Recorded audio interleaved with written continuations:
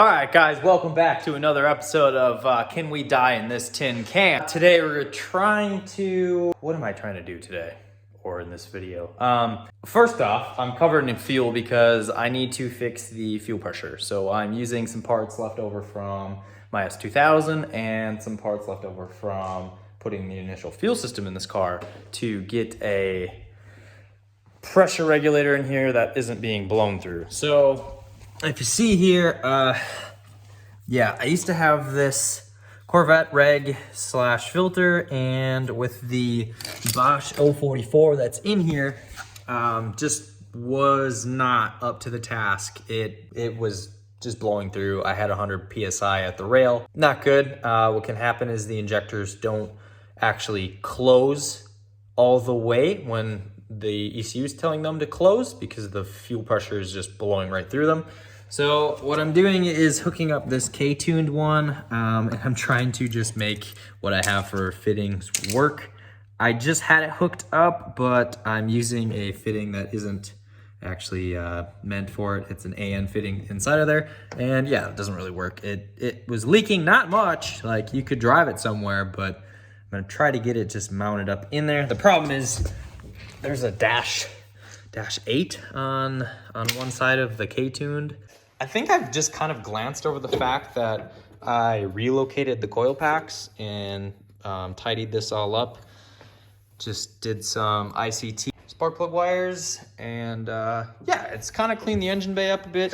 I also installed, I don't remember what size they are. I'll have to look at actually what I have in the map. They were free injectors.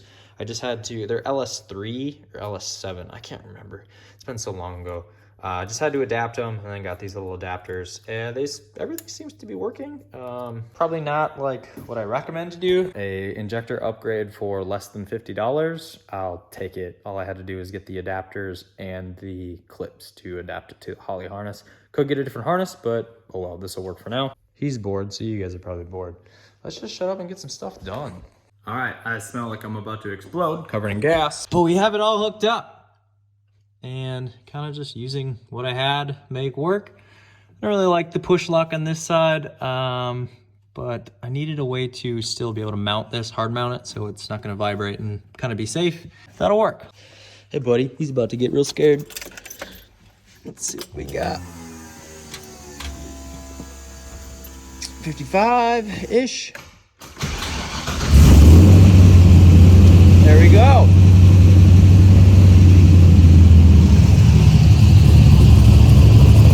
You can hate on the LS swaps all you want, but gosh dang, that sounds good. And we're still leaking fuel. Okay, maybe it wasn't that fitting and it was a different fitting, but I'll figure it out. It's also nice having a secondary gauge down here. So I'll fix the fuel leak and drive it to work tomorrow. With the fuel leak fixed, working on some other like little things that have bugged me forever. One of those things is something I didn't think I could fix. And that is, so I'll explain this in a second. The throttle cable just gets like, the throttle cable was my limit. And I just assumed, you know, I didn't have any way to adjust the stop for the pedal. And I was gonna make something. Well, these actually have a little limiter built in, and you can see the newly threaded rod coming out. I could actually set a new limit point, which is why I have this set like this. So you can see TPS is reading 99%, so basically full throttle. And that's, I set it that way so I knew I was actually hitting the limiter and not the cable being stretched. And if we come out here, and that's why I have that rod in there holding that, you can see that, yeah, there's no movement.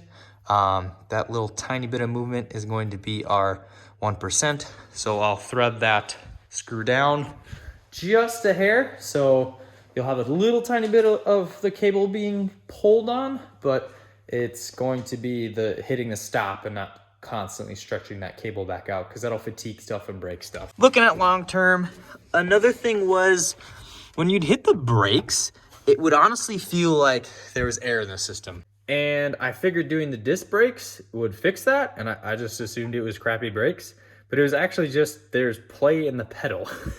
So again, I just moved the bump stop in, so you're actually biting into the brakes sooner, which I honestly needed to do anyway, and I think I'm gonna do the same thing on the clutch, because I already had to adjust the clutch, because the clutch was always in a weird spot. And the clutch feels good. I adjusted it on the actual, really hard to get to up in there. I didn't want it to be super far away from the brake pedal, which now I can actually go lower with the brake pedal and maybe a hair lower with, it's just barely. So I'm particular about this stuff. You know, you love a car by the way it drives, and if it's not comfortable to drive and controls are kind of ucky, it's not gonna be fun. So it's getting there slowly but surely. And then I think over winter, it's gonna be working on this interior, because right now it's full-blown race car where you don't wanna drive it more than 20 minutes. Like on the highway, it's brutal. We're at the shop and I'm trying to fix some stuff here.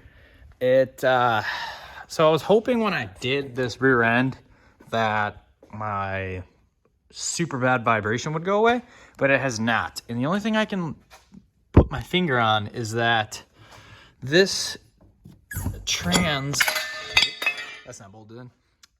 This trans naturally wants to sit, you can kind of see, at an angle.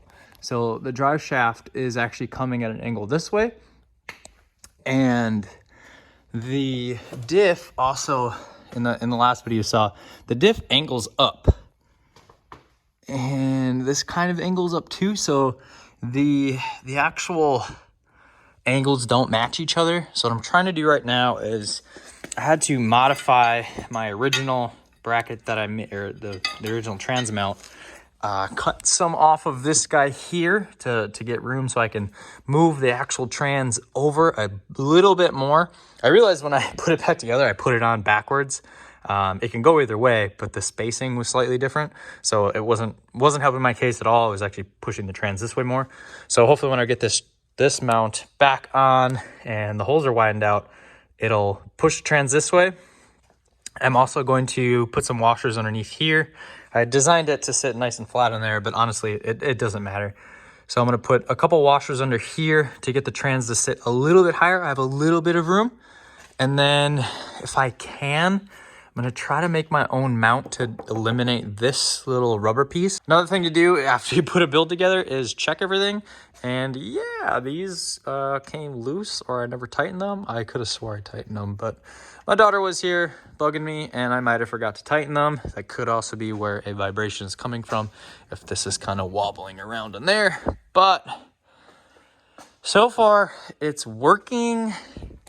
It just feels like a tin can that's about to fall apart, and we're trying to get it better, just so I enjoy driving this car more, because at this point it's kind of frustrating. Like I don't really, it's fun to drive and do burnouts and it sounds cool, but it just feels like you're gonna die every time you drive it, and after a while that gets old. I bought this guy forever ago, and if you're wondering what it is, it's a speed sensor. So right now I have the reverse lockout to be set to work under 1,000 RPM, which is annoying because when you cold start the car, you can't get it into reverse until the car actually like warms up. So this will help me do a couple things actually. So this will be my launch control, so I can set it to be under a certain RPM, so I don't have to pull the e-brake, because that didn't really work out well. And then I can set up my reverse lockout on this. I can also see how fast I'm going, because I always just drive this thing around and hope I'm not speeding, and fingers crossed I don't get pulled over for it being obnoxious, loud, and just dangerous altogether. So this will solve a lot of things for me. Oh yeah, bro, how about that pinion angle? So glad I can use a lift though. This is so much easier to get at everything. Like I would have to basically drop this out on the ground. Point of no return. This thing was worse off than I thought, and I was trying to get it out of here and just ripped it apart. So I'm currently making a replacement out of just steel that will go into there. I'm trying to get it so it sits just like that. I might have to drill these bigger and then just TIG weld some nuts into there. I'm gonna have to bolt it up into the diff, test fit it first before I do that, because if they're not lined up perfectly, well, none of this is going to work, especially since this holds in those A-arms, and the diff kind of dictates where the A-arms are, so it's a bit complicated. And I hope this works. If it doesn't work, luckily it's just all reversible. I can just unbolt it and get rid of it. But I really want this to work. I want to be able to do over 90 miles an hour and not feel like the car is going to vibrate apart. All right, this is coming together pretty good. So I have like an elevator bolt here to keep it nice and flat. And then I got 2 nuts on the top. I just tacked them into place just to verify fitment because that's got to sit like that. I already bolted that up into there and we're good fitment wise here. So I'm gonna finish TIG welding this up, make sure everything's strong, and we can bolt it back together. You've already seen this because I went to the past and showed you, but yeah, if you haven't seen the other video, you definitely need to lengthen your track width by adding camber because it hits on the inner stub there. You could probably grind this part down and that would get you a little bit of clearance, and I still might do that, but it needs camber anyway, so that's what I'm gonna do to fix it for now. I don't know, it's not wearing through and I'm really not gonna drive it much, so we're just gonna leave it. Here is the final product. Should probably slap some paint on it, but seeing as this is probably all gonna come apart again, I'm not too worried about it. That should sit nice and flat on that piece there. And then just the one bolt that holds it from going up. It still has the limiter strap, so if like that actually broke, the limiter strap is there. Not that it's probably gonna do much, but yeah, that should work for now, at least for testing, so I can verify if this is gonna fix my pinion issue or not.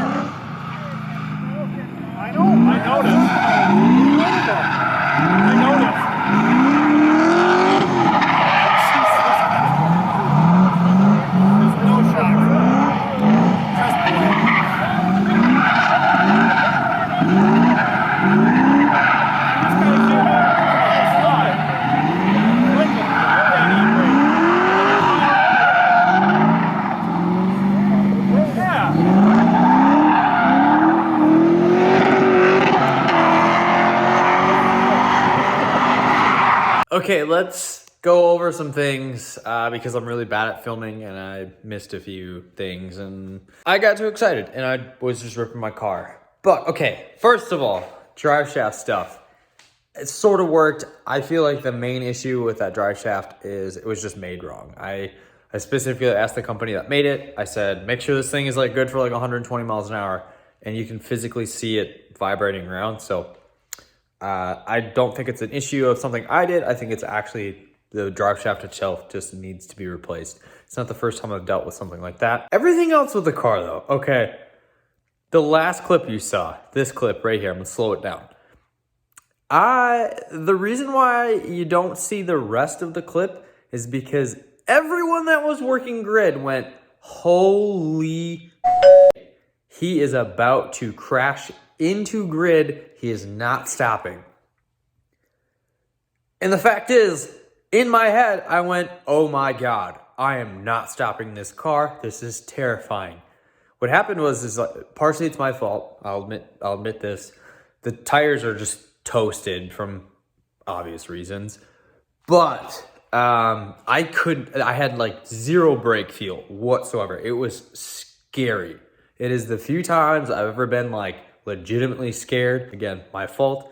Should not have been doing a third gear bank drift with the car. it felt fine when you know, actually drifting the car, but getting the car to actually slow down and stop and everything else is just, it's not good. So that needs to be addressed. There's so much with this car at this point that needs to be addressed. It's very frustrating for me, especially coming from driving my S2000 all summer.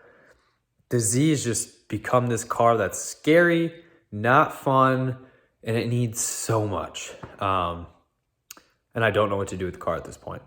But in the next video, I'm going to be covering some Terminator X Max stuff, some wiring stuff, and just discussing a little bit more on what the plans are with this car. So I hope you enjoyed this. I'm sorry I didn't film more of actually drifting and doing burnouts, but I wish I just had a full-time camera guy, because that would be way more convenient. But I'm not making money off of these videos. It's just a thing I do because I'm doing all these things anyway. So if I can capture it and show you guys, I'm going to continue to do it the best I can. So thanks for watching. We'll see you guys in the next one.